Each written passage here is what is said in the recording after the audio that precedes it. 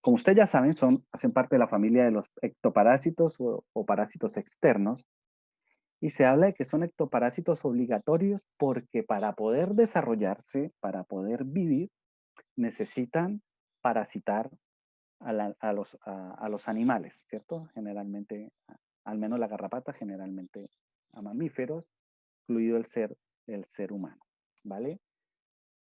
Son parásitos hematófagos, es decir, se alimentan de la sangre, ¿vale? Y su importancia básicamente se da por la transmisión de algunas enfermedades o de algunos agentes de tipo infeccioso, ¿vale? Ellas hacen parte de la familia artrópoda, ¿cierto? Porque tienen varios pares de patas y vamos a encontrar que hay varias órdenes o subespecies que básicamente se caracterizan por una sencilla razón que ya vamos a ver, ¿vale? Entonces, las garrapatas, ectoparásitos, hematófagos, ¿vale? Transmisores de agentes infecciosos y que para poder desarrollar ciclo de vida necesitan al, al animal, ¿vale? Bien, ahora. El tamaño de la garrapata básicamente puede ser variable dependiendo de la especie a la que pertenezca. En promedio hablamos de unos 3 milímetros, ¿vale? Obviamente cuando ellas han tomado la sangre, ¿cierto? Se han alimentado, obviamente se va a ver mucho, se puede ver mucho mayor en relación al tamaño, ¿vale? Yo creo que todos han visto una garrapata en la que ya ha ingurgitado algo de sangre, bien.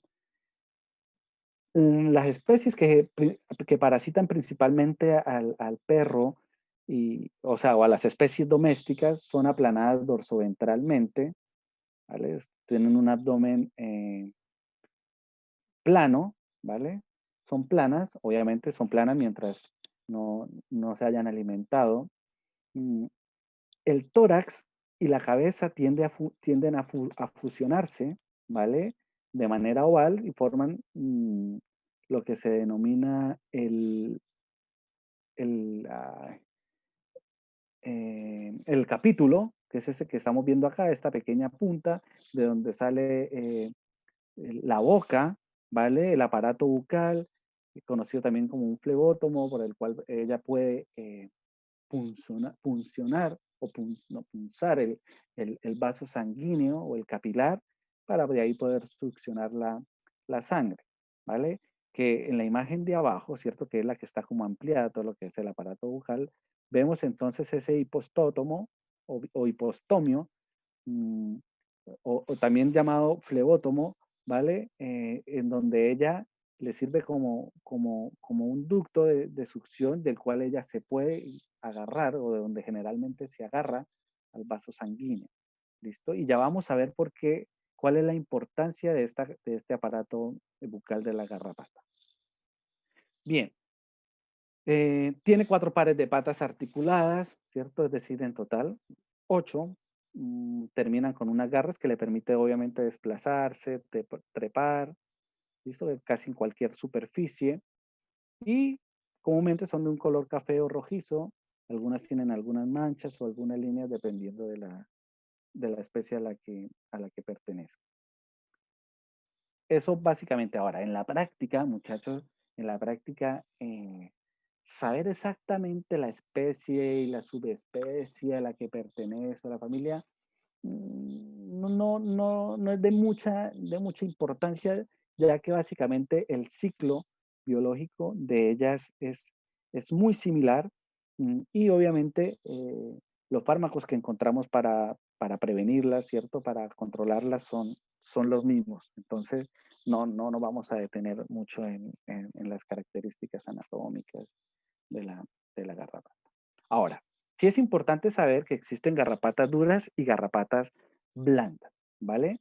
Las garrapatas duras se denominan garrapatas duras porque tienen un escudo dorsal, que es este que estamos viendo acá, obviamente duro, es decir, se resiste a la presión a la presión que hagamos de manera digital, ¿cierto? Sobre todo que hay algunas personas, por ahí he visto, sacan la garrapata y generalmente para matarlas presionan con los dos deditos para reventar, ¿cierto? Generalmente ahora, cuando la hembra ha comido, ¿cierto? O cuando la hembra está fecundada, está fecunda, eh, o preñada, bueno, no es que la palabra preñada no se usa en la garrapata. Cuando la hembra está fecundada, entonces puede verse un poco más grande y obviamente va a ser mucho más fácil poderla, poderla extirpar. ¿Listo? Entonces tienen el escudo dorsal. En los estados maduros, realmente cuando no están pletóricas, es decir, cuando no están llenas de sangre, se van a ver así. ¿Listo? Cuando están llenas de sangre se pueden confundir entonces con las garrapatas blandas, ¿cierto? Que son mucho menos resistentes, eh, pero difícilmente vamos a encontrarlas en los animales que nosotros estudiamos, ¿vale? Si alguno tiene una duda, porfa, avisa. Aquí estamos viendo, para que les quiero presentar algunas especies. Las garrapatas blandas son de la familia Argacidae, ¿vale? Eh, Muy pocas de ellas parasitan, como les digo, los animales domésticos. Generalmente en climas está más presente en climas tropicales y subtropicales, ¿cierto? Por ejemplo, allá en Colombia salen por todos lados.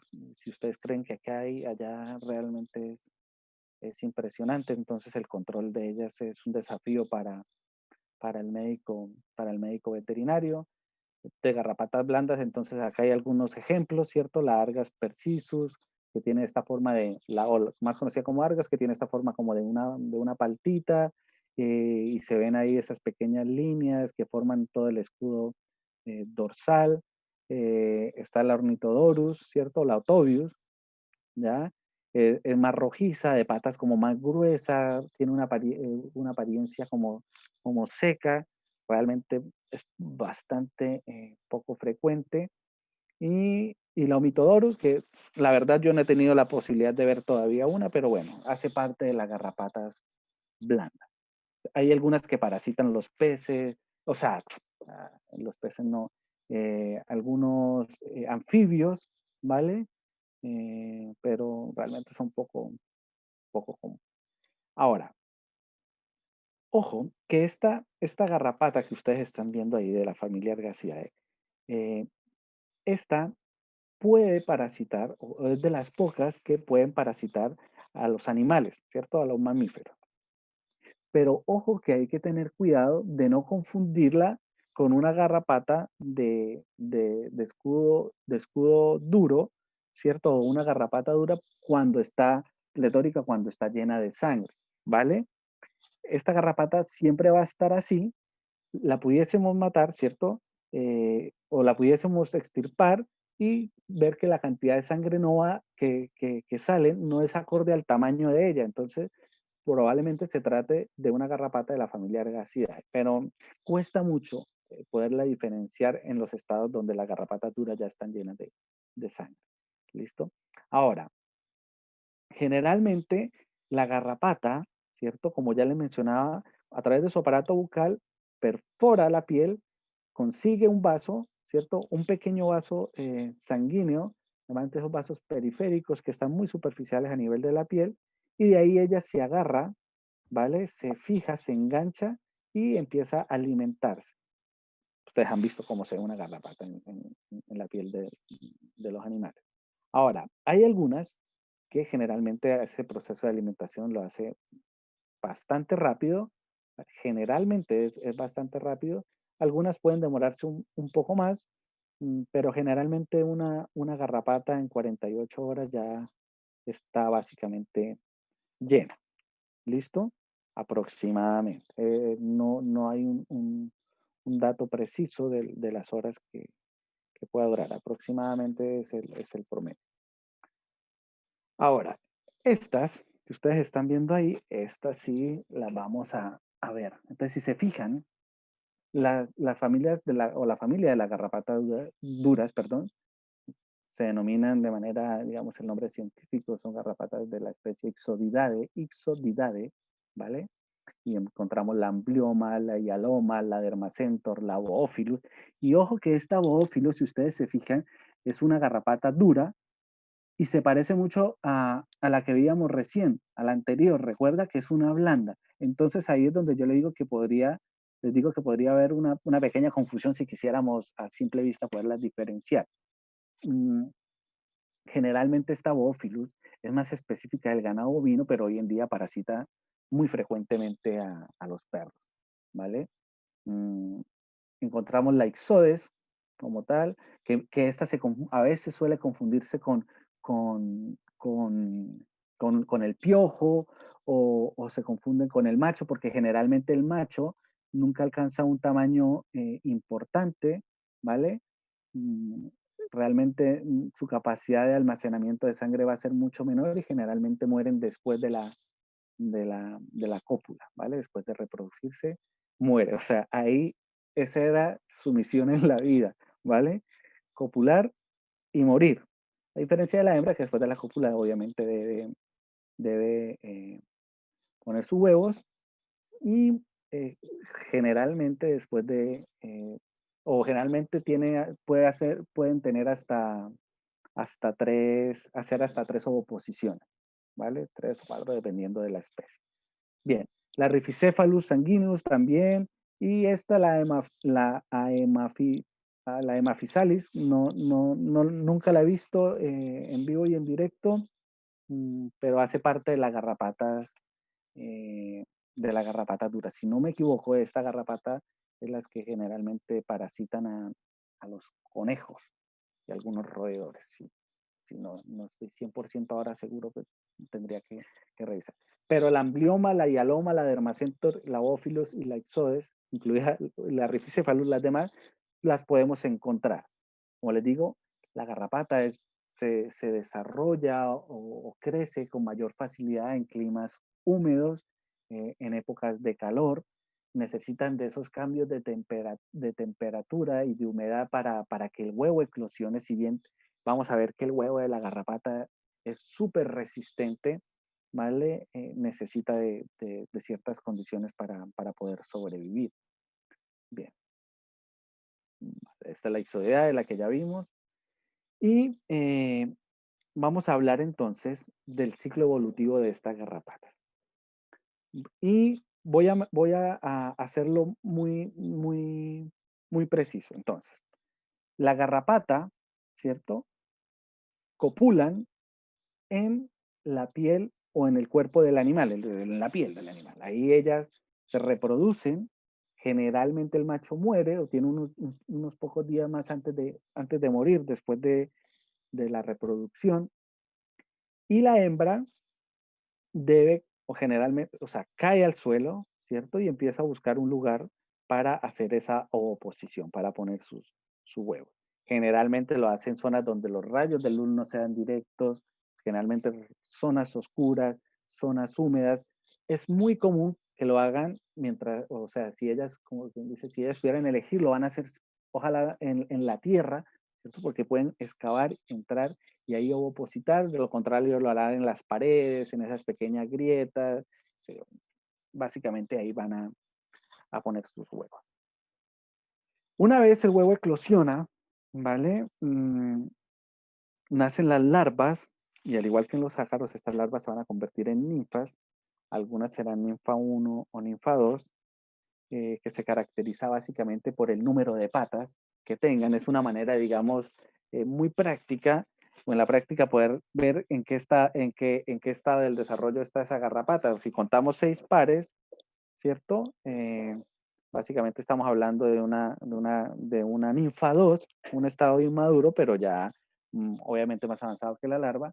Y ya la garrapata adulta, pues vamos a encontrar, perdón, les dije mal, vamos a encontrar tres pares de patas en la ninfa 2, ¿vale? O sea, 6 patas en total y 8 ya en una garrapata adulta. Ahora, la mayoría de estas especies de garrapata lo que hacen es, la hembra se fecunda en el animal, ¿cierto? Donde se alimentó, junto con el macho. Se reproduce, cae pone los huevos, ¿cierto? Estos huevos, vamos a hablar de los huevos, eclosionan, la larva muta, en ese proceso puede mutar a ninfa 1, sube como ninfa 1, y ya lo vamos a ver, sube como ese primer estadio o esa primera etapa, como ninfa 1, necesita de otro huésped, ¿cierto? De otro animal, parasita ese animal, ahí eh, continúa su proceso, ¿cierto? Se alimenta, continúa su proceso, vuelve y cae al piso, ¿cierto? Se desprende y cae al piso y madura, se desarrolla como ninfados, sube como ninfados nuevamente a otro huésped, ¿vale? Ahí se convierte ya en una garrapata adulta y ahí se reproduce. Entonces, generalmente todas son las que vamos a ver, las más comunes, son de 3 huéspedes, ¿vale? Y que generalmente son las garrapatas duras, ¿vale? Las de 3 huéspedes. Hay otras que necesitan solamente 1 o 2, es decir, en el que están, ¿cierto? La hembra pone los huevos en la tierra, es decir, baja, pone los huevos, busca otro, la larva nace, perdón, nace, busca otro huésped y ahí hace el ciclo completo, ¿vale? Pero generalmente son 3 huéspedes. A ver si lo encuentro acá. Hay uno que me gusta, ahí está, este. ¿Vale? La Rhipicephalus, recuerda que la vimos de garrapata, una garrapata dura. Entonces, acá, la hembra adulta, ¿vale? Está, como les decía, aquí en la piel de este perro. Copula, come, se desprende, ovoposita, ¿cierto? Hace la oposición aquí en la tierra, eclosiona y la larva entonces sube. Necesita un nuevo huésped. Se alimenta, ¿cierto? Se desprende, hace la muda en la tierra y sube como ninfa, ¿vale? Generalmente sube como ninfa 2, ¿ya? Es decir, ya sube con 6 patas, con 3 pares.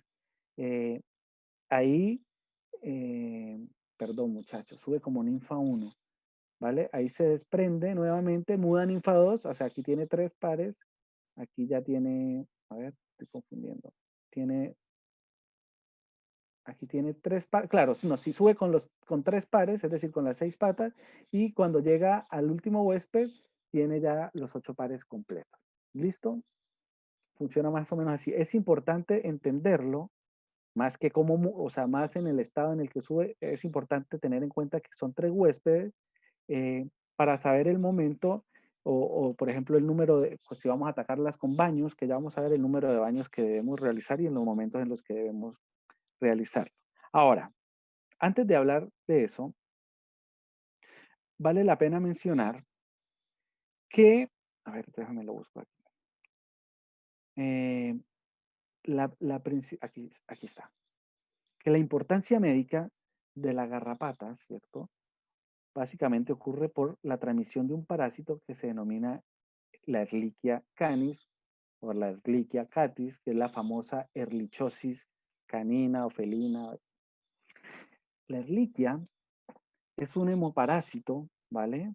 Aquí está. Es un hemoparásito que básicamente está en la saliva o todo en el aparato digestivo realmente de la garrapata. La garrapata vive con este hemoparásito, ¿vale? Y lo transmite en el momento de la picadura, en el momento que ella se está alimentando, como les decía, a través de la saliva. Entonces este hemoparásito viaja, coloniza todo el sistema circulatorio, básicamente las células del sistema circulatorio, y tiene mucha afinidad por los glóbulos rojos y por las plaquetas, ¿cierto? Entonces, ¿qué hace? El hemoparásito empieza a viajar, un glóbulo rojo lo ataca y básicamente lo que hace es meterse dentro del glóbulo rojo. eh, Ahí sufre una transformación, ¿cierto? En el proceso de ciclo o en el ciclo de vida de la Ehrlichia, de ese hemoparásito, y muere el glóbulo rojo, y el glóbulo rojo muere básicamente por una lisis, es decir, como que se estalla, ¿vale? Entra la Ehrlichia al glóbulo rojo y lo revienta, ¿vale? Ahora, eso hay que multiplicarlo por 1000, ¿cierto? La cantidad de glóbulos rojos y la cantidad de Ehrlichia que puedan replicarse o reproducirse. Generalmente se replican a nivel de los ganglios linfáticos, ¿cierto? Y esas son las que generan algunos inconvenientes que ya vamos a ver. Lo mismo hacen con las plaquetas y los trombocitos, ¿vale? Entonces, ¿qué pasa? Al invadir y destruir el glóbulo rojo, el animal empieza, o el paciente en este caso, empieza a tener inconvenientes para poder oxigenarse, para poder respirar, porque no hay glóbulos rojos, no hay hemoglobina, ¿vale? Eh, entonces los tejidos empiezan a sufrir de una anoxia, no una anoxia severa, pero empieza a tener dificultad para poder suplir las necesidades o las demandas de oxígeno. Por otro lado, entonces, ustedes saben que la destrucción del glóbulo rojo se denomina anemia, ¿vale? Entonces vamos a encontrar anemia, animales con mucosas muy pálidas, eh, y al destruirse las plaquetas, que son las células o, eh, encargadas de todo el sistema de la coagulación, ¿cierto? Al verse afectadas o al disminuir, entonces vamos a ver que los animales pueden empezar a presentar hemorragias y la severidad de esta hemorragia va a depender obviamente de- del grado de disminución de estas plaquetas, generalmente hemorragias a través de las fosas nasales, ¿cierto? Vómitos con sangre, orina con sangre, diarrea con sangre, ¿vale? Y a nivel de la piel, que es uno de los síntomas o de los signos más comunes, las hemorragias a nivel de la piel, cuando hay erlichosis o cuando la erliquia está presente, vamos a ver pequeños hematomas muy pequeños, puntiagudos, y es un tipo de hemorragia que se denomina petequia o hemorragia petequial. Petequia viene como de puntiforme, ¿vale? Esas petequias generalmente se ven en la región inguinal, región abdominal, en las axilas. Es más fácil apreciarlas en esas regiones porque generalmente hay poca cantidad de pelo. Entonces, es muy característico la aparición de esas petequias o de esas hemorragias epiteliales, ¿vale? O dérmicas.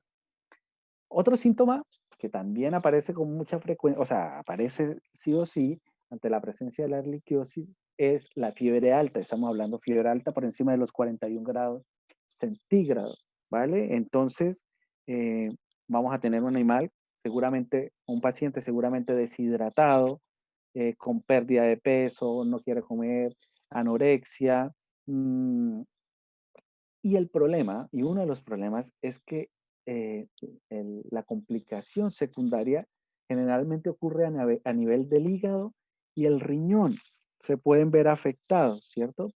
Mm, Y al afectarse primeramente el hígado, entonces vamos a tener insuficiencias hepáticas. El hígado no puede trabajar eh, con la misma capacidad, ¿vale? Con la que siempre o normalmente debiese trabajar.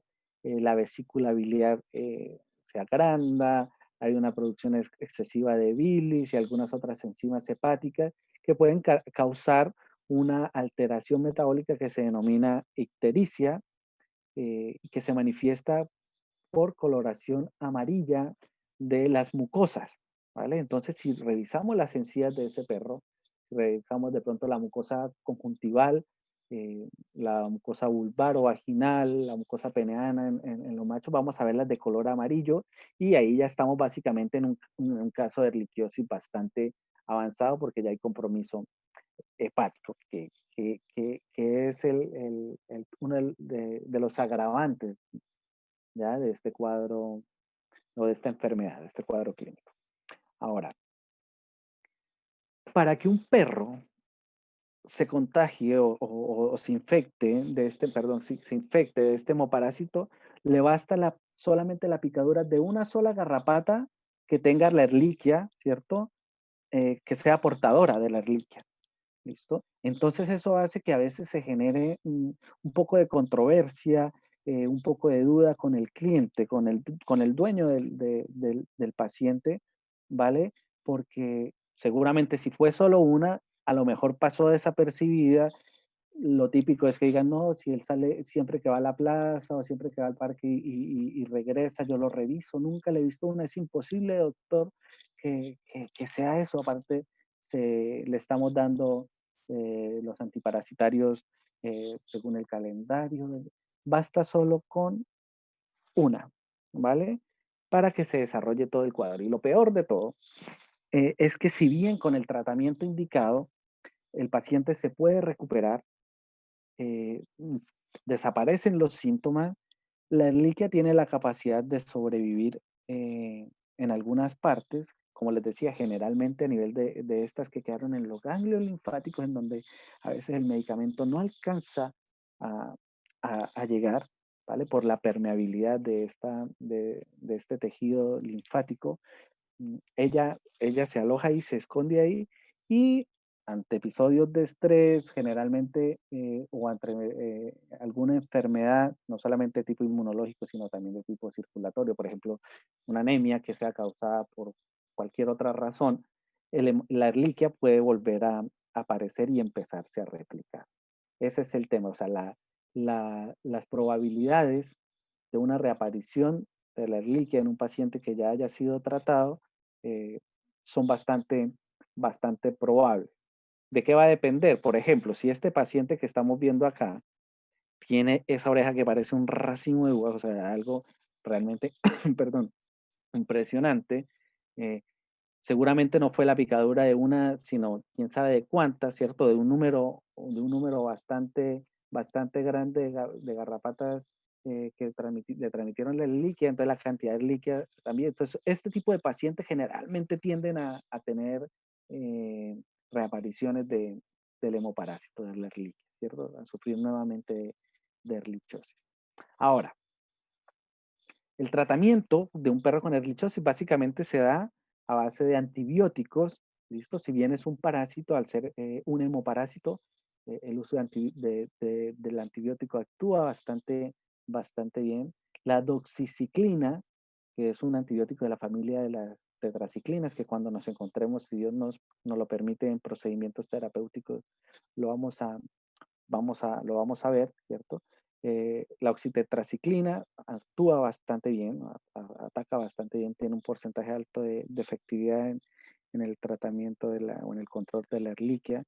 Entonces la doxiciclina, las tetraciclinas andan bastante bien y generalmente el problema es poder revertir el daño causado, como les decía, a nivel hepático o renal. Obviamente habrá que tratar la fiebre, la deshidratación y los demás síntomas que hayan ido apareciendo. Si lo tratamos de manera temprana, como la mayoría de enfermedades, el pronóstico tiende a ser favorable, ¿vale? Bien. Ahora, algo que también es muy importante es saber que para retirar esta garrapata existe una técnica en donde básicamente lo que buscamos es sacar el aparato bucal completo de la piel.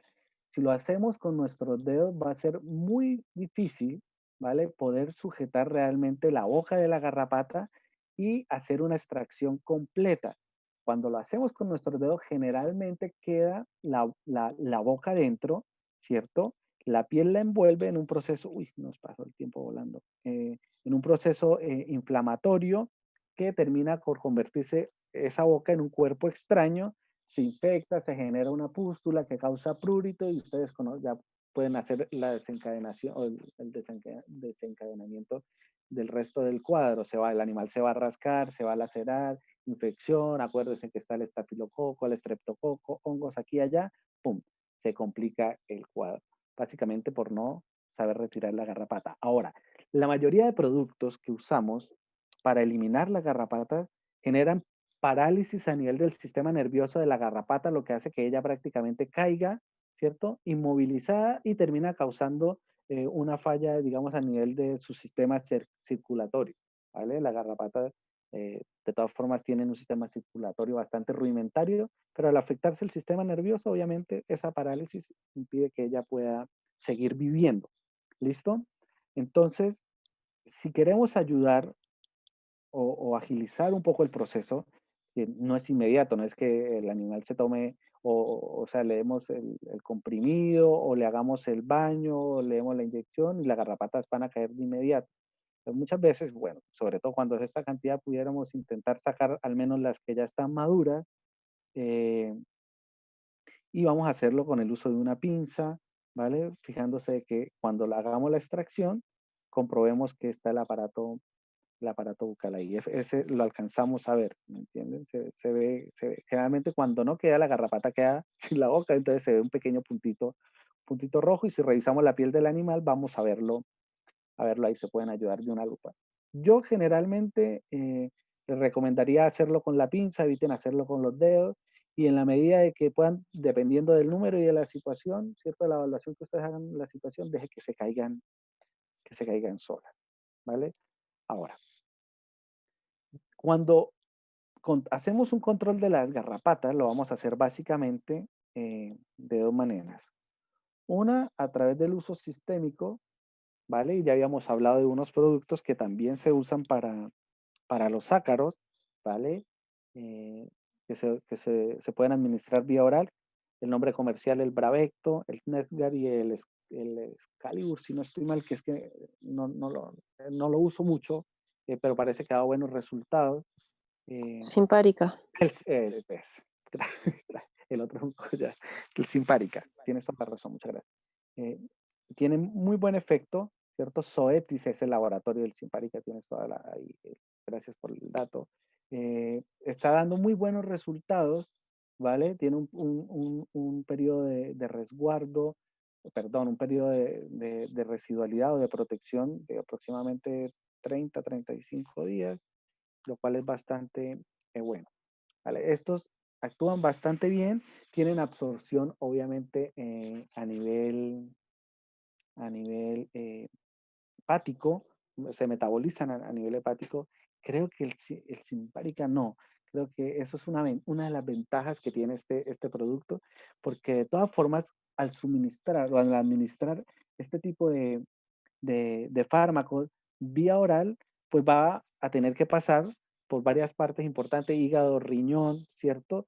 Y si el animal o si el paciente tiene un cuadro previo, un cuadro clínico previo, una patología o una enfermedad previa, eh, probablemente pueda generar un poco de inconvenientes al administrarlo. Entonces, siempre que se vaya a administrar algún desparasitante, sobre todo para ectoparásitos, estos que le estoy mencionando, vía oral, es importante tener una buena historia clínica donde realmente no va a ser contraproducente la administración del comprimido, ¿vale? Ojo con eso.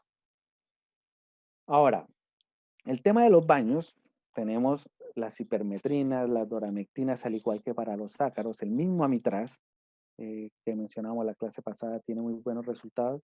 Y aquí vamos a hacer un baño, ¿cierto? Inicial y a los 15 días, entre los 12 y los 15 días, vamos a hacer nuevamente, vamos a repetir el baño. Generalmente para las garrapatas, 2 baños como mínimo es más que suficiente si se respeta el periodo de tiempo de 12 a 15 días. Ahora, no está mal, ¿cierto? O lo recomendable es hacer el tratamiento conjunto, sistémico y tópico, ¿cierto? A través de los baños. Y las recomendaciones básicamente son las mismas. Evitar el uso seguido o frecuente del mismo principio activo, ¿vale? Vamos a tratar de irlos rotando, de irlos intercambiando con lo que tenemos en el mercado y los resultados serían los esperados, ¿vale? Es decir, buenos resultados, un buen control, ¿listo? Yo generalmente, y vuelvo y les digo de manera muy personal, de la manera como yo las ataco, como yo lo trabajo, eh, siempre la prevención, ¿cierto? Para eso los comprimidos andan bastante bien y en el caso ya de una infestación, entonces empezamos con los baños, ¿listo? Baños cada 12 a 15 días. Ahora, no quiere decir que en caso de que haya quedado, hayan quedado algunas garrapatas, si sea necesario, podamos hacer hasta un tercer baño en el mismo periodo en el mismo intervalo de días, ¿vale? Cada 12 o 15, o 15 días. Recuerden eso. Recuerden que para los ácaros el periodo es mucho más corto que se va aumentando. ¿Listo? El intervalo de días. Entonces, básicamente esas son las características en el tema de la garrapata. ¿Listo? Que era lo que quería que comentáramos hoy. Así que, muchachos, no les voy a quitar más tiempo. Yo les agradezco su paciencia, de verdad, con la situación en general. Como les digo, vamos a terminar con el programa. Apenas me respondan las solicitudes que le hice al instituto, se las voy a comentar, ¿vale? Para que sepamos como la proyección hacia, sobre todo con el tema de que puedan acceder a algunos prácticos, así sea el semestre entrante o durante la carrera, ¿vale? Que no quede eso ahí como que, con ese hueco, ¿vale?